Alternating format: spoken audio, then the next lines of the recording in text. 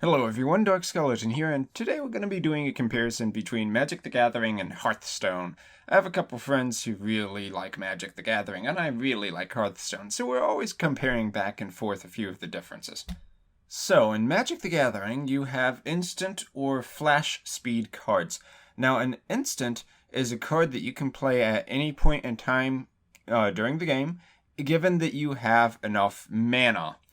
So this means that if you're on your opponent's turn and he plays something that he doesn't like, you could play an instant spell like a counter spell to eliminate that card and stop it from activating. Or you could play a creature card that has flash on it, such as this 1/2 flying Death Touch dude, and you can summon that on your opponent's turn and immediately use it to block an opponent's creature. And Death Touch works the same way in Magic as it does in Hearthstone. It defeats any creature it deals damage to. So by the nature of having these instant and flash speed cards, it gives each player reactive play on their opponent's turn. Now, this does make the game more complicated in many cases. When you have stacks of different instant spells going on top of each other, like you're countering the other person's counter spell, it gets a little bit confusing. But many people do like that about Magic. Now, with Hearthstone, you aren't completely eliminated the ability to react on your opponent's turn, in a sense, because Hearthstone does have cards called secret cards, and a secret is a card you put down on your own turn, much like a trap card of Yu-Gi-Oh! Or something like that. And then when your opponent does something on their turn that activates your secret as per the text of that secret card, the secret will activate and the player playing the secret will get his benefit. It could be a counter spell, where the difference between the Hearthstone counter spell is that you have to prepare it in advance as opposed to an instant from Magic the Gathering. Or it could be a card like Competitive Spirit, where actually if your opponent leaves you with any minions on the board, it's going to activate and give all your remaining minions +1/+1. In Magic the Gathering, you have lands or manually created mana.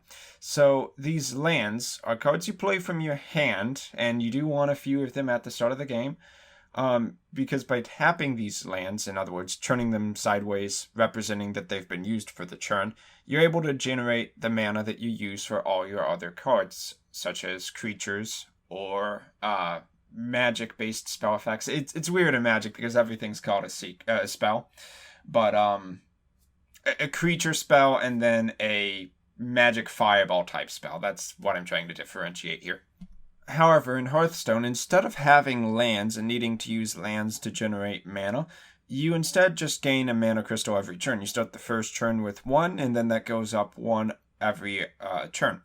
Now, that doesn't mean that there's absolutely no way to mess around with the amount of mana you have in a turn. Druids have cards like Wild Growth, allowing them to gain an extra mana crystal, basically spending a couple mana early on to prepare for the late game. And some classes have cards that reduce the mana cost of your next card, or cards this turn, like Emperor Tharzan and Preparation, -3 mana to the next spell cast this turn for rogues. Now, it's also worth mentioning that in Magic the Gathering, there are some non-lands which can generate mana, usually artifact cards or creatures that have a tap effect to generate an extra mana, often green cards, the forest/ramp color of Magic the Gathering.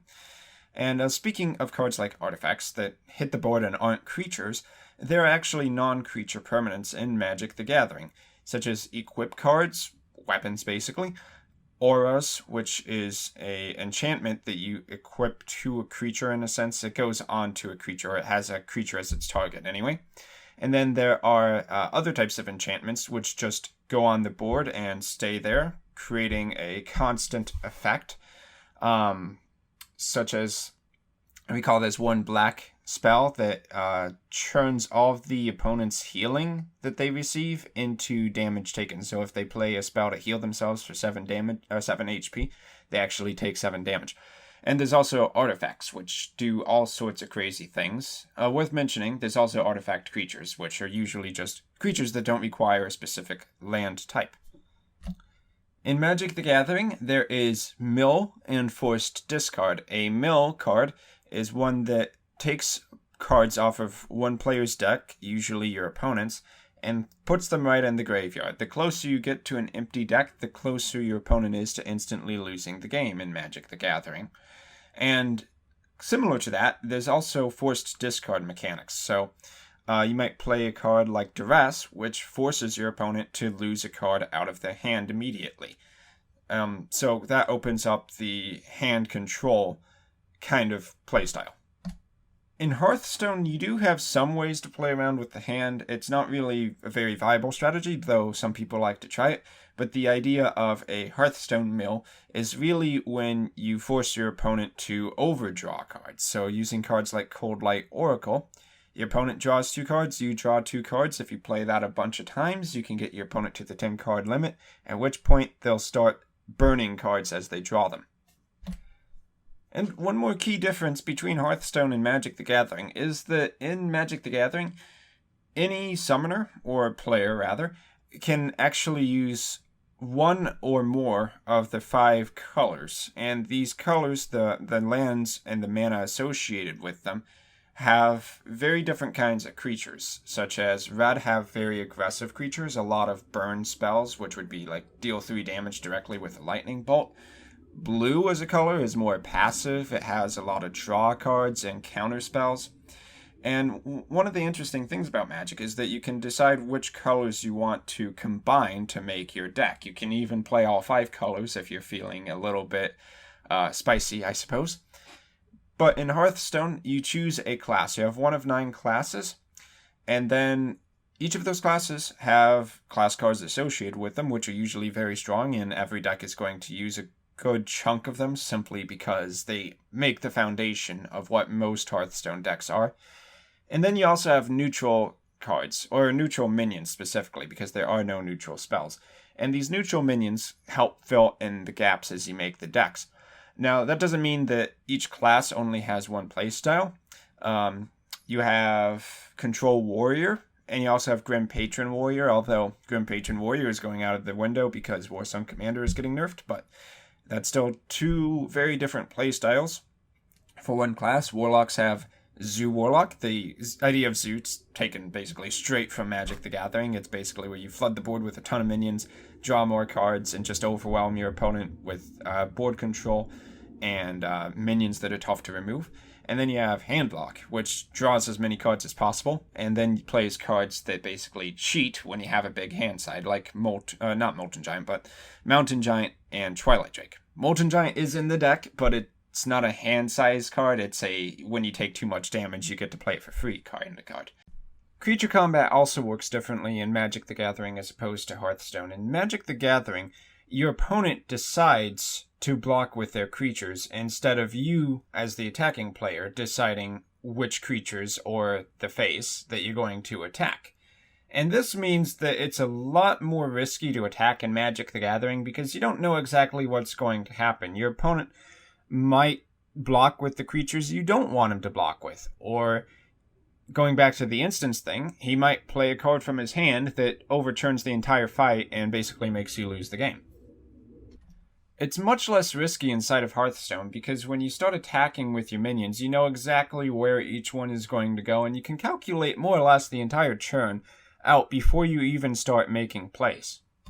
And because your opponent can't play reactive cards on your turn, you don't need to worry about instant cards dropping from the hand to churn the tide of battle.